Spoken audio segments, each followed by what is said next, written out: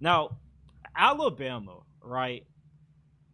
70% I feel of the folks out there that follow this sport believe that Kalen DeBoer is still good enough to maintain Alabama's prestige in a sense. Because anytime I hear somebody who plays Alabama, rather it's Tommy Castellanos at FSU or Diego Pavia, despite Nick Saban being gone, Alabama is still viewed as everybody's regular season national championship game. But outside of that context, though, there are some weaknesses that people point out with the NIL that I still don't really quite understand how Alabama has NIL struggles when they still are bringing in top three classes every year. But from a talent standpoint, entering this season, Alabama to me is a top five team. They have a loaded offense, one of the best receiving cores in the nation. They got a really good offensive line with three NFL guys, one of those being Caden Proctor, who will be a top 15 pick next year.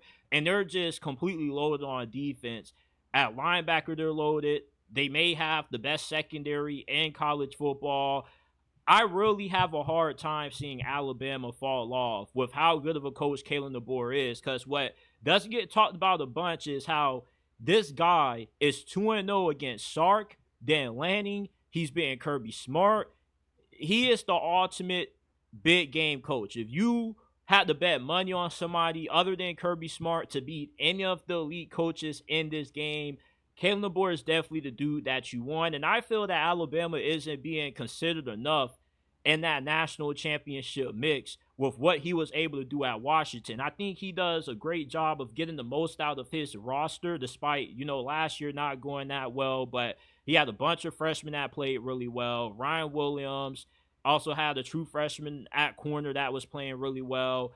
I can't see Alabama falling off. I think they get back into the playoffs this year, but I want to know, like, what's your feel for Alabama this season and the future of this program under DeBoer? My feel for this season actually just changed while you were recording this. So I was thinking it over, and I actually, while you were talking about it and mentioning what you were, I actually just quickly texted a friend who I've been going back and forth with Alabama about at certain points, about how, like, for whatever reason, it just clicked to me that they should be better than last year. And if they aren't, then this may not work. So I think that DeBoer is an elite coach. And I think when it comes to game management, the only coach who's better than him is probably Kirby Smart. So game management wise, second best. I don't think that he's quite like where Day is at CEO. So that's why I would have Day ahead of him overall. I think Day knows more about hirings, firings, running a big time program than DeBoer does. But it's so interesting where I don't like their assistant staff, but I love DeBoer.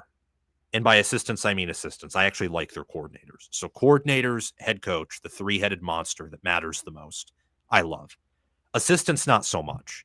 But they also have the talent to where assistant coaching is only going to do so much for them. Where assistant coaching may determine whether or not they win at all, but whether they win 10 or 11 games, they probably have that in the bag most years than not. I am concerned about Ty Simpson.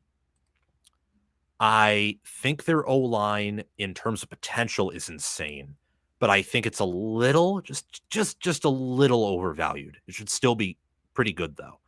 What I love about this Bama team that you mentioned, I'm glad you brought up, is the defense. This should be a top 10 defense at worst, and it could be one inside the top 5.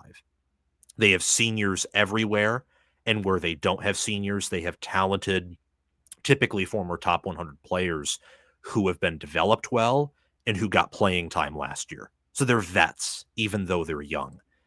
And you look at their schedule too, and I don't think Florida State's beating them. I mean, I'll be rooting for Florida State to beat them, but I don't think Florida State will. Florida State, man, they think it's David versus Goliath. They don't got enough stones to take down Alabama this year. Oh, Florida State's dead. Florida State as a program's dead for the next 5 years. I mean, I'll laugh with you because your reaction's funny, and it is funny. Deion It's Sanders stupid. is on the way. It's they're dead. I mean, the fact that they're trying to lock down their players in a contract where they can just extend them and not give them raises is proof that they're desperate. I mean, Yeah. they're desperate. They can't. They're too poor to buy out their head coach's money, who went 2-10, and who couldn't beat Memphis and who couldn't beat Boston College. I don't know how anyone could think that this is anything other than the end of the road, and you're just trying to. You're like a car, and you've floored the stop sign, you floored the dead end sign, you're in the ditch, and you're trying to rev yourself out of it. It doesn't make sense. I'm not high on Brian Kelly, for example, but I can see a world where they make the playoffs and they win a playoff game and he redeems his career at LSU. Like, not to go on too much of a tangent, but Florida State's dead. Like, Yeah. if Alabama doesn't beat them, that's not because Florida State's alive. I don't think that's because Alabama has some serious issues. Yeah. Playing down the competition. Wisconsin, for Yeah. example, I think may have a path to beat them, but I don't think they will. And then, Georgia on the road's tough. South Carolina on the road's tough. Auburn on the road is tough. Maybe even Missouri will be. But I don't think they're going to overlook Vanderbilt. They should destroy Tennessee. They should beat LSU, Oklahoma, obviously Eastern Illinois. And with their road games, they should win. They should split them.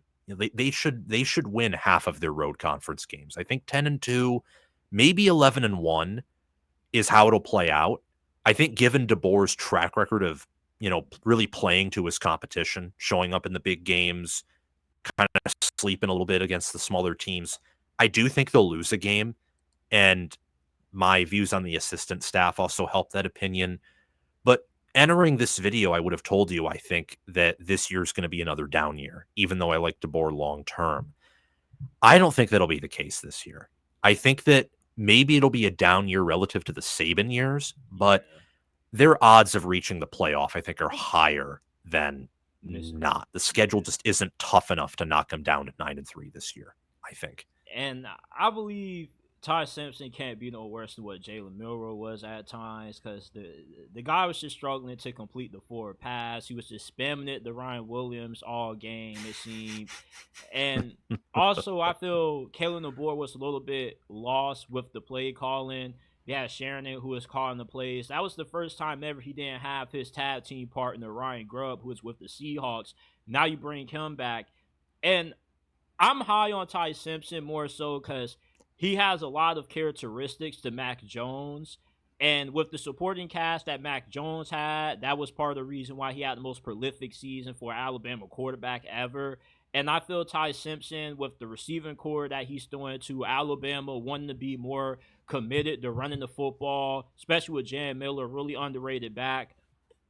I feel Yes. he can be good enough because the last three national championship winners didn't have elite quarterback play. You had Will Howard, who was pretty good, but it's like like he isn't Stroud or Justin Fields. Then the season before that, you had the handoff merchant J.J. McCarthy. Despite being a first round pick, he had first round traits, but he didn't have first round caliber production at Michigan. And then of course we can't forget about the man, the myth, the legend, the mailman, Sir Stetson Bennett.